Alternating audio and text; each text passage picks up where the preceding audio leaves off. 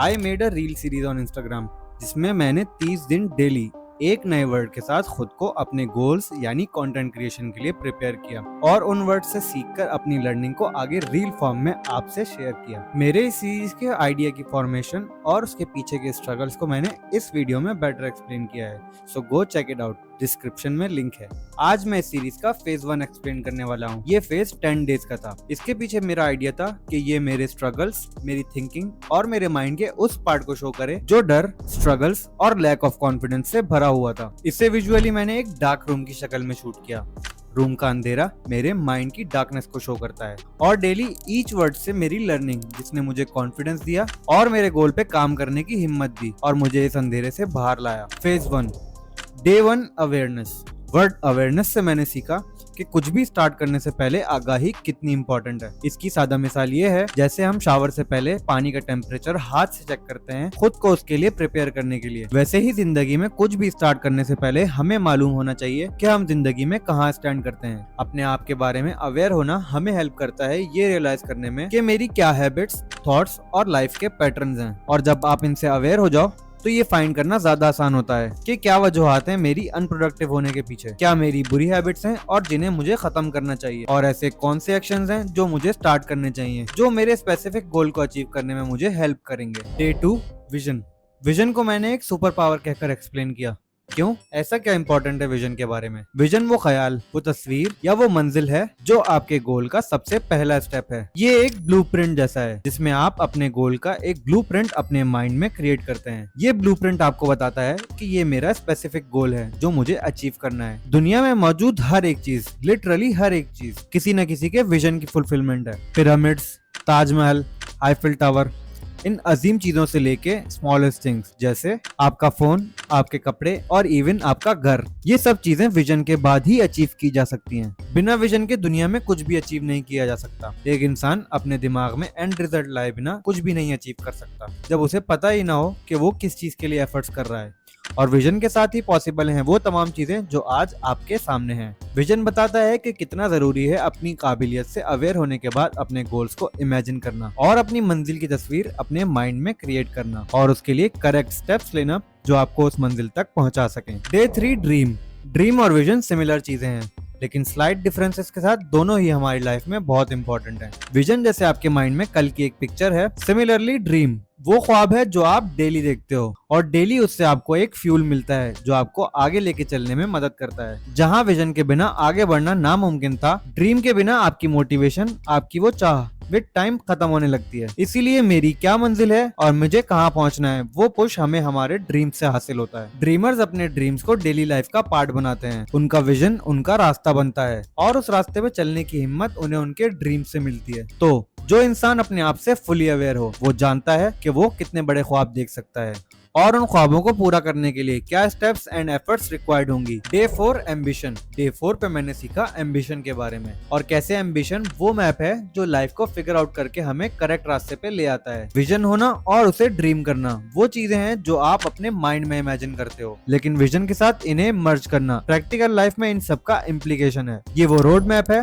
जो उन ड्रीम्स को अचीव करने के प्रैक्टिकल स्टेप्स को जाहिर करता है। मिसाल के तौर पे मैं डॉक्टर बनना चाहता हूँ, ये मेरा ड्रीम है और मैं उसके लिए क्लासेस ले रहा हूँ। ये वो रोड मैप फॉलो करने जैसा है जो एम्बिशन हमें प्रोवाइड करता है। एम्बिशन वो ड्राइव है जो आपके ड्रीम्स और विजन की फुलफिलमेंट में आपको मदद करता है। बिना एम्बिशन के ड्रीम्स बस एक ख्वाब और विजन बस एक सोच बन के रह जाते हैं। Day 5 belief. Now we are self aware. हमें मालूम है हमारी हैबिट्स के बारे में और हमारा ड्रीम और विजन क्या है और इस सब के लिए हम एम्बिशियस भी हैं। पर सेल्फ डाउट की ये दीवार जो मुझे आगे बढ़ने से रोकती है, जो मुझे सवाल करने पे मजबूर करती है कि क्या मैं इस काबिल हूँ, क्या मुझ में इतनी कुव्वत है कि मैं इन गोल्स को अचीव कर पाऊँ। यहाँ आता है आपका बिलीफ। किसी भी चीज में आगे बढ़ने से पहले आपका खुद पे एतमाद होना जरूरी है कि हाँ मैं ये कर सकता हूँ। लोग तो कहेंगे कि नहीं ये तो बहुत मुश्किल है, तुम नहीं कर सकते वगैरह वगैरह, लेकिन खुद पे यकीन होना ही सेल्फ डाउट की इस दीवार को तोड़कर आगे बढ़ने में हमें मदद करता है। इसकी मिसाल ये लेते हैं कि गुजरे वक्तों में जरूर लोगों ने चांद को देखकर यही सोचा होगा कि इंसान कभी वहां जा तो नहीं सकता, या परिंदों की उड़ान देखकर इंसान ने खुद से जरूर कहा होगा कि इंसान का आसमान में उड़ पाना तो नामुमकिन चीज है, लेकिन वो भी इंसान ही थे जिनका विजन था आसमान में उड़ना और चांद पे जाना, और करेक्ट स्टेप्स फॉलो करके उन्होंने वो कर दिखाया। और आज इंसान का हवा में सफर करना एक नॉर्मल बात है। ये शो करता है कि आपके इम्पॉसिबल गोल्स भी अचीवेबल हैं अगर आपको खुद पे एतमाद है कि आप उन्हें अचीव कर सकते हैं। खुद पे एतमाद उन्हीं लोगों को होता है जिन्हें अपनी वैल्यू का अंदाजा हो, जो अपनी सेल्फ वर्थ जानते हो। और यही था हमारा डे 6 का वर्ड। लाइफ में जिन लोगों से हम मिलते हैं सबके आगे हमारा अलग अलग परसेप्शन होता है। किसी की स्टोरी में हम अच्छे होते हैं तो कहीं हम बुरे भी जरूर होते हैं, और यहाँ हमें लोगों की तरफ से लेट डाउन फील करवाया जाता है, समटाइम्स इतना कि आप खुद पे ही डाउट करने लगो। ऐसे खुद को कमतर समझना हमें अंदर से कमजोर बनाता है, और जो हम अपने माइंड को फीड करते हैं वही हमारा माइंड हमें बना देता है। तो अगर हम खुद को लोगों के कहे बुरे अल्फाज पे डाउट करने लगे और खुद को लूजर कहें और कमतर समझने लगे तो वो वक्त भी ज्यादा दूर नहीं जब हम एक्चुअली उस इमेज में ढलने लग जाएंगे। लोगों के अल्फाज और नेगेटिविटी को इग्नोर करें। अगर मेरे माइंड में ही मैं खुद को अच्छा नहीं समझने वाला तो कोई दूसरा मुझे क्यों कुछ भी समझेगा। It all starts here. अपनी वर्थ पहचानना इनिशियल स्टेप्स में से है। जिसे मालूम है कि वो कितना काबिल है, उसे दुनिया भर की तमाम नेगेटिविटी भी डाउन नहीं फील करवा सकती। और दुनिया में कुछ भी अचीव करने से पहले आपको आपका पोटेंशियल मालूम होना चाहिए, जो कि तभी हो सकता है जब आप खुद के बारे में कॉन्फिडेंट हो। Day 7 confidence. माइंडसेट का ये एक चेंज हमें रूम फुल ऑफ पीपल में स्टैंड आउट करवा सकता है। कॉन्फिडेंट इंसान क्राउड में अलग ही नजर आता है, लेकिन there is a difference between confidence and arrogance. Confident होने का मतलब है खुद पे, अपनी स्किल्स और अपने माइंडसेट पे एतमाद होना। इस एक क्वालिटी से आप 1000 अपॉर्चुनिटीज को अवेल कर सकते हैं। जहाँ लोग अपनी अपॉर्चुनिटीज पे बैठ के उसे सोच सोच के गवा देते हैं, एक कॉन्फिडेंट इंसान अपने ऊपर भरोसा होने की वजह से उन अपॉर्चुनिटीज को वेलकम करता है, उन पे एक्शन लेता है और उससे रिजल्ट हासिल करता है। लेकिन कॉन्फिडेंस और एरोगेंस में डिफरेंस बस एक छोटी सी बाउंड्री का है। वो बाउंड्री है कि मेरा जानना कि मैं इस चीज में अच्छा हूँ और उसके बावजूद हम्बल रहना और लोगों से पोलाइटली डील करना। जबकि एरोगेंस ये है कि किसी चीज में अच्छा होने के साथ साथ ये फील करना कि सब कुछ बस मैं ही हूँ और सब लोग मेरे आगे कुछ भी नहीं। ये कॉन्फिडेंस नहीं, एरोगेंस है। और जहाँ कॉन्फिडेंस आपको प्रेजेस दिलवाता है, एरोगेंस आपका इमेज खराब करता है और लोग बजाय आपसे कनेक्ट होने के आपसे डिस्टेंस बनाना चाहते हैं ताकि वो आपकी नेगेटिविटी से दूर रह सकें। Day 8 positivity. लोग नेगेटिव एनर्जी से दूर भागते हैं और पॉजिटिव एनर्जी खुद से अट्रैक्ट करती है। It's just a mindset difference. एक इंसान जो लॉस को लॉस मान के हार जाए वो अपनी नेगेटिविटी को टेक ओवर करने दे देता है। ऑन दी अदर हैंड, अगर वही इंसान अपने लॉस को एक सबक समझे और उससे सीखकर आगे बढ़े और उस लॉस को खुद पर हावी न कर ले, ये पॉजिटिव माइंडसेट की निशानी है। पॉजिटिविटी कैरी करना ज्यादा मुश्किल है, लेकिन इस एक चीज के चेंज करने से जिंदगी के बाकी तमाम मामला को डील करना ज्यादा आसान हो जाता है। पॉजिटिव माइंडसेट क्या है? बिजनेस में लॉस, फ्रेंडशिप में धोखा या फिर ब्रेकअप या डाइवोर्स, ये वो पीक मोमेंट्स हैं जहां इंसान की मेंटल स्टेबिलिटी जज की जा सकती है। बिजनेस का एक लॉस कुछ लोगों को हार्ट अटैक और डेथ बेड तक ले जाता है। दोस्ती में धोखा कुछ लोगों के लिए ट्रस्ट इश्यूज का स्टार्टर बन जाता है। ब्रेकअप्स और डाइवोर्सेस कुछ लोगों के लिए लव लाइफ और रिलेशनशिप्स का एंड पॉइंट बन जाता है। हम जरूर फील करते हैं कि लाइफ हमारे कंट्रोल में है, लेकिन हमें मुसीबतों से बचाने वाला और हम पे रहमतें बरसाने वाली जात एक ही है। Day 9 gratitude.